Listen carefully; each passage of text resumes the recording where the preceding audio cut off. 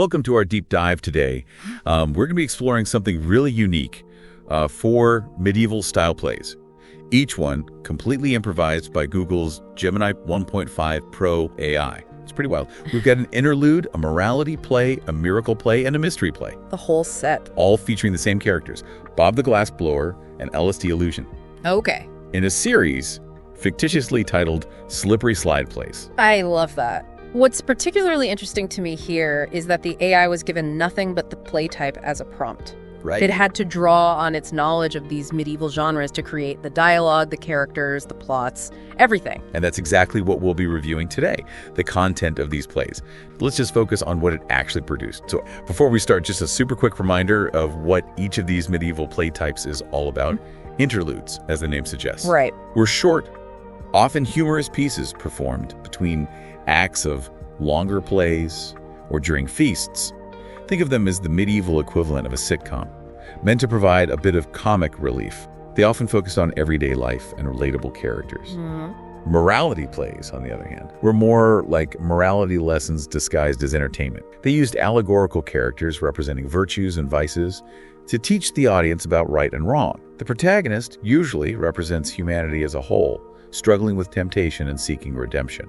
Then we have miracle plays, which dramatize the lives of saints or depicted miracles. These plays emphasize faith, divine intervention, and the eternal battle between good and evil. Yeah. Expect lots of angels, demons, and divine intervention. And finally, mystery plays. Dealt with biblical stories, often performed in cycles during religious festivals. Right. They explored profound themes of creation, sin, redemption, and judgment. Heavy stuff. Think of them as the big-budget epics of their time, often performed on elaborate stages. All right. So with those definitions in mind, let's start with the interlude. We'll be listening to each play in its entirety and then discussing our thoughts. So, without further ado, let's hit play and meet Bob the Glassblower and LSD Allusion in the first installment of the Slippery Slide plays. All right, let's hear it. Welcome to a Slippery Slide play. I am Bob the Glassblower. And I, Allusion Allusion. And we invite you to join us on this day for a tale most strange and wondrous. Indeed. A tale spun from the very fabric of life where the sacred and the mundane intertwine. You would try our hand Should we give it a try? at improvising a little scene? I'd love to.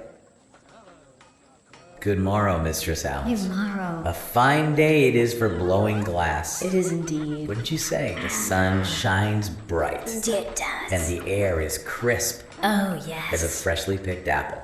Indeed, Master Bob. But tell me, what brings you to this bustling marketplace? The marketplace. With your glass so fine?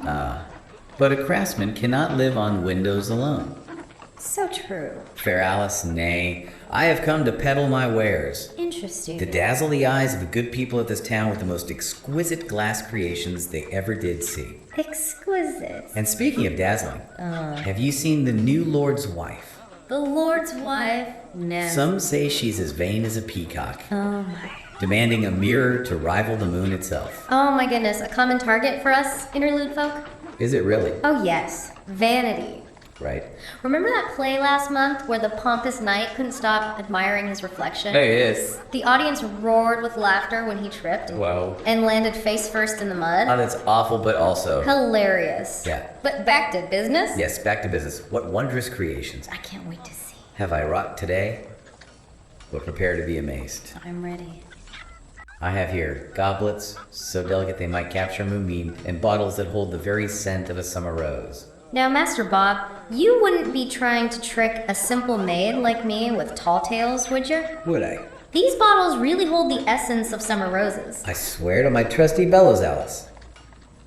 But perhaps even more The impressive more impressive, is this. a mirror. Yes. What's so special about a mirror, Bob? Unless it perhaps holds magical properties. Magical properties. Can it show the future, perchance? You just Alice. Perhaps. But let's just say this isn't your ordinary looking glass. Alrighty. I want to take a peek. You Alright. might see something surprising. Oh, Bob, this mirror shows me, but older and rounder. Uh-oh. Is this the fate that awaits me? To become a plump old woman with naught but cats for company? Fear not, Alice. 'Tis but a trick of the light, I swear. Or maybe you should lay off the ale and sweets for a while, eh? Away with you, Bob, you silver-tongued devil. Oh, you know me so well. Always with a jest. Always. But enough of this tomfoolery. Let us away to the tavern. To the tavern. Where we can quench our thirst and spin tales more merry than any mirror can conjure. A most excellent idea. Well, wonderful. But first, might I interest you in a small vial of my most potent love potion. A love potion. Guaranteed to make any heartbeat faster. And only a few pennies. Bob, you'll be the death of me with your antics. Oh, Alice, you're too much. Come on, let's be off before you sell me the very shirt off my back. Alright. Come on, then. Well, that was certainly interesting. What were your initial thoughts? Honestly, I'm a bit underwhelmed. I felt like it was a very superficial attempt at an interlude. The setting, a bustling marketplace, is certainly appropriate, and Bob the Glassblower fits the archetype of a medieval tradesman. But the humor fell flat for me. I agree. The jokes felt forced and predictable. Bob's teasing about Alice's vanity and his attempt to sell her a love potion lacked wit and originality. It felt like the AI was simply going through the motions, ticking off the boxes of what it thought an interlude should be. Exactly. And speaking of Alice, her character was incredibly one-dimensional. Her sole concern seems to be her appearance, which, while perhaps relatable to a degree, doesn't make for a particularly compelling character. I agree. That mirror scene where she sees an older, heavier version of herself, Oh, yeah. it was a bit too on the nose, it lacked subtlety, and felt like a cheap attempt to elicit a laugh. The dialogue also left much to be desired. It was clunky. Lacking the rhythm and wit we would expect from a well-written interlude, the rhymes felt forced, Yes. and the overall flow of the conversation was unnatural. So to sum up our thoughts on the interlude, it was a disappointing start to these slippery slide plays. Yeah. The AI seemed to have a basic understanding of the structure and setting of an interlude, Right. but it failed to capture the spirit, the humor, and the character development that make this genre so engaging. Agreed. Let's move on to the morality play and see if the AI fares any better in that genre. Here's hoping for some improvement. Let's listen. Okay.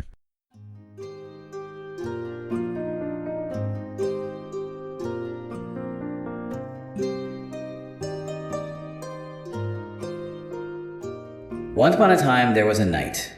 A very shiny knight. Oh, this night so bright he fairly gleamed in the sun. Armor polished to a mirror sheen. His spirit confident as if he'd already won every battle. But alas, this night he had a flaw. A chink in his shining armor, you might say. Precisely. He loved himself above all else, above king, country, and, Above all law, all decency even. vanity, thy name is this shining knight. He saw only his own reflection in the day and the night, blind to the world around him. One day, our knight, he went to a fair, A bustling, joyous affair full of life and laughter. where a maiden did stand, with sunshine in her hair. Such beauty she possessed, a natural radiance that drew all eyes to her. The knight, he strutted, puffed up his chest. Armor creaking with every prideful step. Marry me, maiden, he declared. You'll be the best, the most fortunate lady in the land. But the maiden, she just laughed and shook her head. Can you imagine? Oh, I can, for she saw his heart, or rather the lack thereof. I need a true heart, she declared, not armor instead. A simple statement, yet full of wisdom. The knight, he was shocked. His pride took a tumble. To be rejected in front of them all. His armor no longer so shiny, reflecting his humiliation. And so the lesson, it rings out clear. True love sees the heart, not just what appears.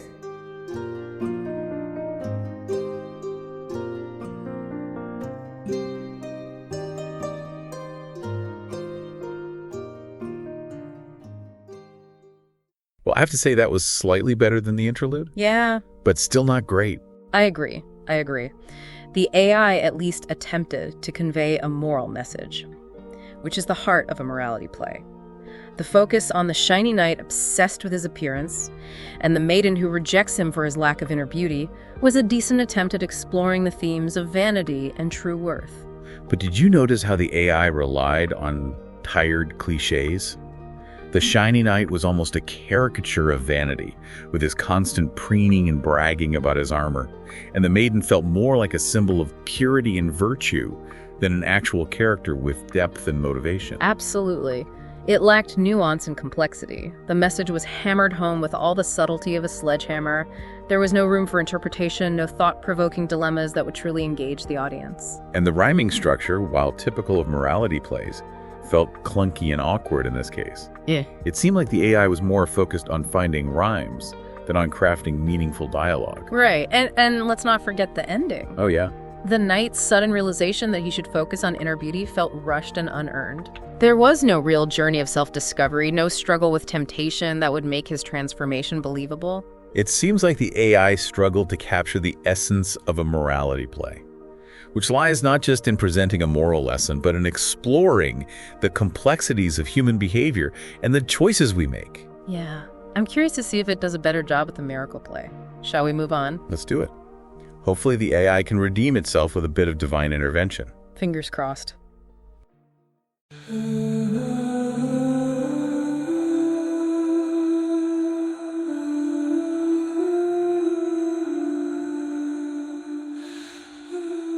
Gather round, gentles all. Lend us your ears. We bring a tale of a simple shepherd. Tom, who yearns for a life beyond his flock.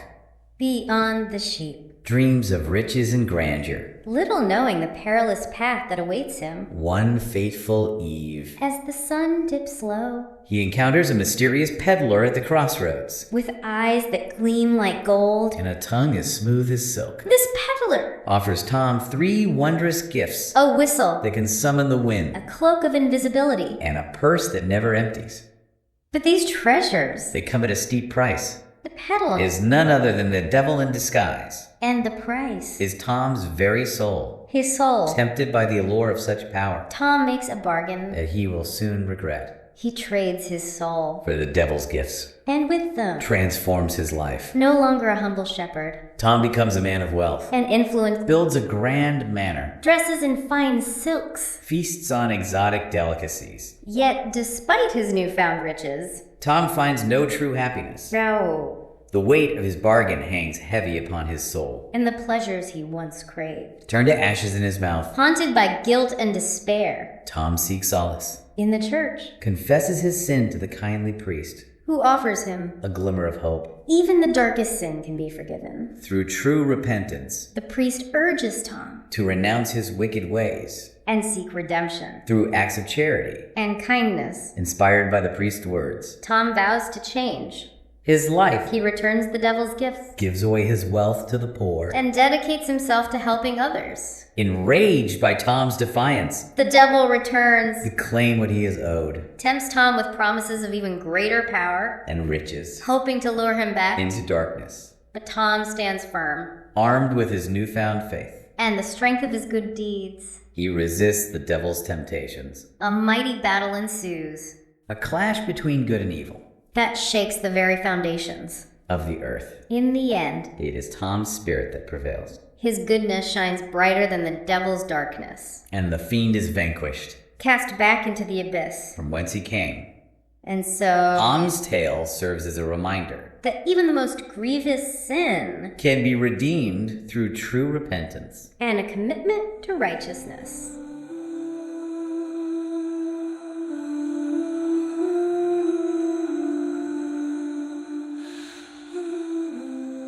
Okay.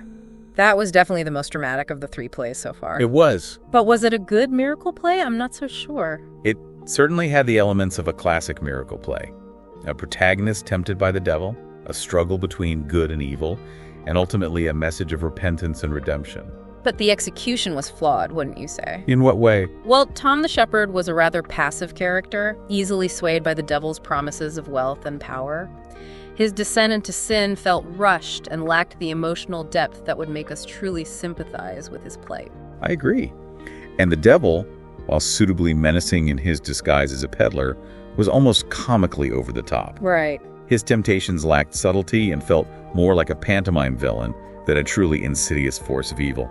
The miracle itself, Tom's sudden repentance and the subsequent battle with the devil, felt staged and unconvincing. There was no real sense of divine intervention, no moment of grace that would elevate the play beyond a simple morality tale. And what about that ending? Yeah. Tom, resisting the devil's final temptation and choosing righteousness, felt abrupt and unearned. Where was the struggle, the inner turmoil that would make his ultimate redemption truly impactful. It seems like the AI, once again, focused on the superficial elements of the genre without truly understanding the deeper themes and complexities of a miracle play. Let's hope the mystery play offers something more, shall we? I'm ready for some intrigue and suspense. Let's hear it. All right.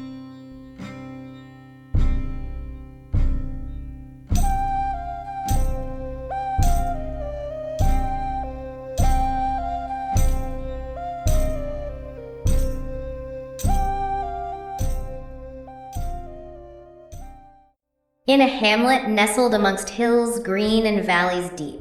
Lived a cobbler known for his boots so sturdy. Sturdy they were. They could weather any storm. But alas, A shadow fell upon this peaceful village. a strange silence crept in, stealing the villagers' songs. His laughter. And their chatter, too. The once bustling market square stood empty, Mothers hushed their babes and strong men trembled in their homes. for a whisper. A whisper snaked through the cobbled streets. A whisper of a creature most foul. The slide. The slide. The slick, slithering, shadowy thing, Gliding unseen through the village. leaving naught but a trail of shimmering slime. And what became of those who crossed its path? Bob the Glassblower. None could say for certain, at least the illusion. Some whispered of a land Beyond the mist. where the sun never shone. And the air hung heavy with dread. A land where shadows danced and whispers echoed. One day, One day, a young shepherdess named let's call her Alara. Alara, A name that sings of courage hope, armed with nothing but her shepherd's crook, and a heart full of resolve. she decided to confront this lurking menace. What drove her, Bob the Glassblower? Was it fear? Or something more? Nay, Alice, not fear. It was love. Love for her village, For her tin. for the life that had been stolen from them. She ventured into the deepening twilight, following the glistening trail of the slide. She did? What trials did she face? What horrors did she behold in that murky realm? Why, she crossed paths with a cunning fox who spoke in riddles, Oh my. and a raven with feathers black as night who offered cryptic warnings. And did our brave Alara heed these warnings? Did she unravel the fox's riddles? Aye, she did. Alara, Clever girl. with her shepherd's wisdom, Yes. saw through the fox's trickery Oh. and understood the raven's omens. And finally, she came face to face with the slide itself. She did. Yes. Tell us, what form did this terror take? Yes, what did it look like? It was. Well, Yeah. imagine a ripple in the very fabric of the world. A shimmering distortion that swallowed all light and sound. A void. A nothingness that chilled the very soul. And from this void, Yes. a voice whispered. A Oh, voice like silken threads weaving through Alara's mind. promising. Promising peace.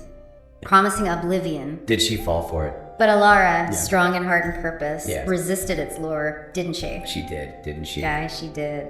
She remembered the silenced laughter of her village.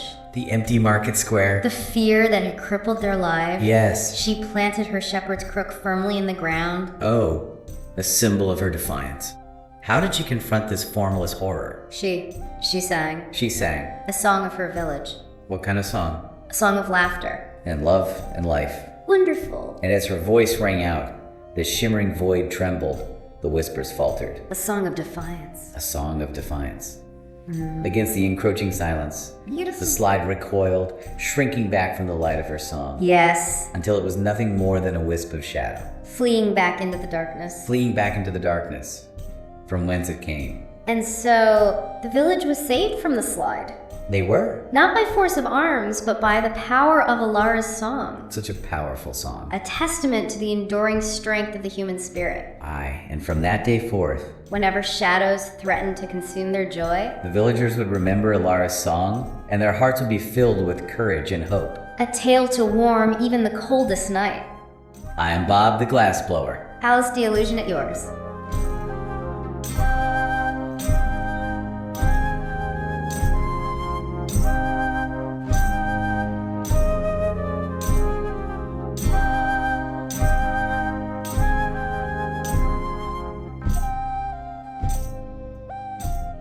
Okay, well, that was certainly mysterious. It was.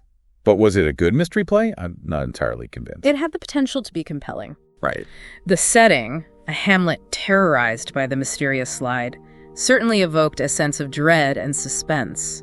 And the introduction of Alara the shepherdess, who bravely confronts the slide, set the stage for a classic hero's journey into the unknown. But the slide itself was never truly defined. What is it? Where did it come from? What are its motivations? The AI left us with more questions than answers, which, while perhaps intriguing in, a modern horror story, doesn't quite work in a medieval mystery play where the focus is usually on revealing the hidden truth of faith and existence. And those encounters with the talking fox and raven, while meant to add an element of folklore and mysticism, felt random and disconnected from the main plot. They offered riddles and warnings, but ultimately added little to the story. Alara's confrontation with the slide was underwhelming. I agree. It lacked the epic battle between good and evil that we might expect from a mystery play. Her victory, achieved by singing a song of her village, felt anticlimactic and out of place. It's as if the AI was trying to create a sense of mystery and suspense, but lacked the storytelling skills to weave those elements into a cohesive and satisfying narrative. Well, we've listened to all 4 plays, and I have to say, I'm a bit disappointed. I was hoping for more creativity, more depth, more of that spark that would make these AI-generated plays truly stand out. I share your sentiment. It seems the AI, while capable of mimicking the basic structure and tropes of these medieval genres, struggled to capture their true essence, their ability to explore profound themes, create compelling characters, and connect with the audience on an emotional level. So if we're being super critical, as we promised, would you say these AI-generated plays were a failure? I wouldn't go that far. It's an impressive technical feat, no doubt. And perhaps with further development, AI could become a valuable tool for playwrights, helping them explore new ideas or overcome writer's block. Like a digital muse. Exactly. But I think it's safe to say that for now, at least, human playwrights can breathe a sigh of relief. Their jobs are safe. Well, that's reassuring to hear. I'd hate to see Shakespeare replaced by a Shakespeare bot. I think we're a long way from that. And on that note, I think we've reached the end of our deep dive into the world of AI-generated medieval plays. A big thank you to you, our listener, for joining us on this fascinating exploration.